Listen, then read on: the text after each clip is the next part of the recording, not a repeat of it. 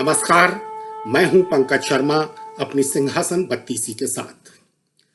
2 साल पहले एक मीडिया घराने के वार्षिक कार्यक्रम में हमारे देश को 1947 में मिली आज़ादी को भीख में मिली बताने वाली अभिनय वीरांगना कंगना रनौत को नरेंद्र भाई मोदी और अमित भाई शाह की भारतीय जनता पार्टी ने हिमाचल प्रदेश के मंडी लोकसभा क्षेत्र से अपना उम्मीदवार बनाया है।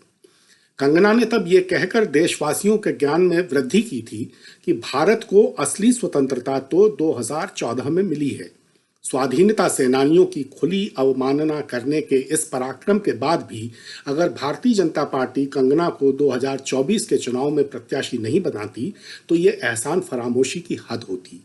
इसलिए भारतीय जनता पार्टी ने उन्हें प्रत्याशी बनाकर बिल्कुल ठीक किया है। 10 साल पहले अभिनेता ऋतिक रोशन का जीना मुहाल कर देने वाली कंगना की शौर्य गाथाओं की श्रृंखला किसी की भी कपकपी छुड़ा देने का मादा रखती है। पिछले साल उन्होंने फिल्म फेयर अवार्ड के आयोजकों को खुलकर चेतावनी दे दी थी कि वे उन्हें किसी भी फिल्म के लिए सम्मानित करने की जरूरत न करें।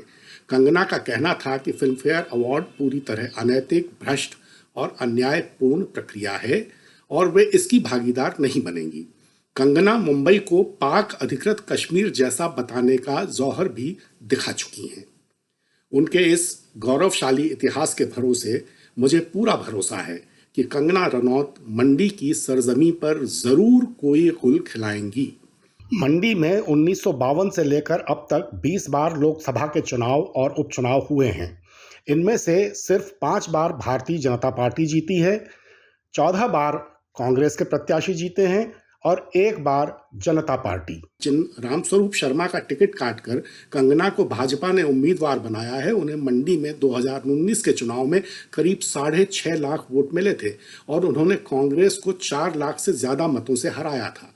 2014 का चुनाव भी उन्होंने ही कांग्रेस की प्रतिभा सिंह को हराया था।